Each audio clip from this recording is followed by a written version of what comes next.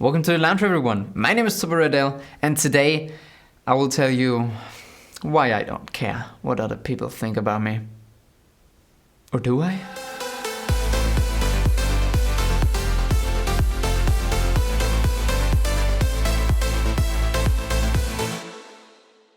I don't know if I'm the only one who has heard this sentence so many times in their life. I don't care what other people think of me. And many times with this underlying arrogant tone. But I always found this sentence to be quite odd, because if so many people were not mainstream and didn't care about the opinions of other people or society, how come so many people follow every single new trend and live complete copy-paste lives? And besides that, if you really don't care about what other people think about you, why do you have the urge to tell them? Who asked? If you're that kind of person who really doesn't care about what other people think about them, why do you tell them? Why do they need to know? You just do your thing and they do theirs, and if they talk, you don't care. So could it be that this sentence has a different meaning if it is decoded correctly? Let me give it a try. I don't care what other people think about me is the exact same thing as I really hope that no one finds out how to hurt me. That is the reality behind this sentence.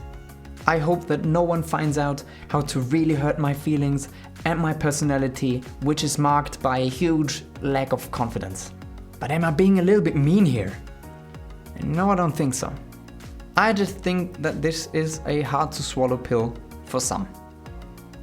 Saying I don't care about what people think of me is trying to build a wall around yourself. But it is not made of bricks. It is made out of paper. And when challenged, it crumbles quite quickly. While of course there are people who really do not care. I mean, the question remains why they feel the urge to need to tell you, but you can test it quite easily. Just ask them if they sing or if they like to sing or to dance privately. And then ask them to do this exact thing on a public transport, in the bus, in the train, if they would do it. Because, I mean, they don't care, right? And they might answer, this is a completely ridiculous question because no one would do that. And this is where you got them. This is where they tell you the truth that you need to know. This is where you can catch people off guard with such a ridiculous question, because they answered with, because no one would do that. Which is exactly what you need to hear, because this means they care. Because they see their actions in context to how other people would see that. And of course, many people would see that as weird, and that's why they probably wouldn't do it. Then they might add, but Toby, it's not helpful for anyone being a weirdo in public. I mean, you are, as an individual, you rely on society.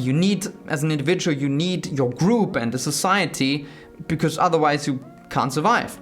To that I would respond, very well said. Absolutely true.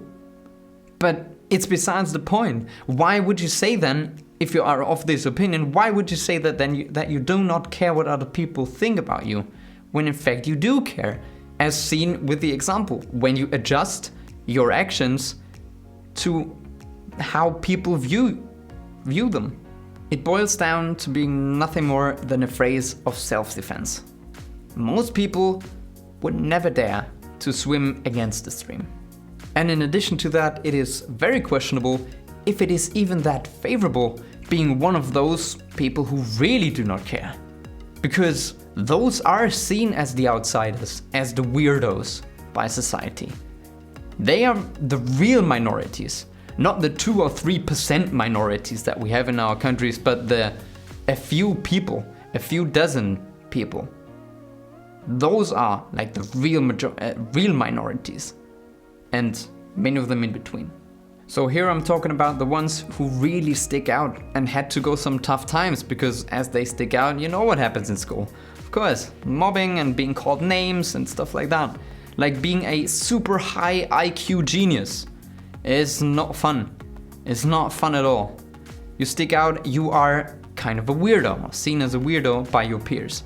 Or a bigger group, even though still a minority, is people with disabilities. And they can reach this point of not caring what other people say. But it's a real struggle. It's a real struggle, and I respect them for it. When they overhear when people make fun of them, laugh about them, call them names, stuff like that. So they can say, I reached this point of not caring what people say anymore. Because this is a major part of their strength. This in turn becomes their freedom. The moment where they found their place in the world, the people around them that they need, and they really do not care anymore what other people say, because it doesn't matter and it's not important to them. And this realization is their freedom. So do we care now? Most people do. And this is a good thing when it comes to feedback.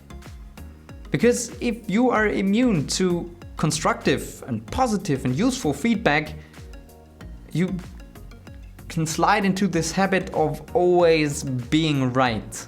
Because anytime someone says something negative that you don't like to hear, you just go back to this habit of, they have something against me as a person, they don't like me, they are haters, and because they are haters, I don't need to listen to them, because I don't care what other people say and think about me. And this is a downward spiral. This won't get anyone anywhere.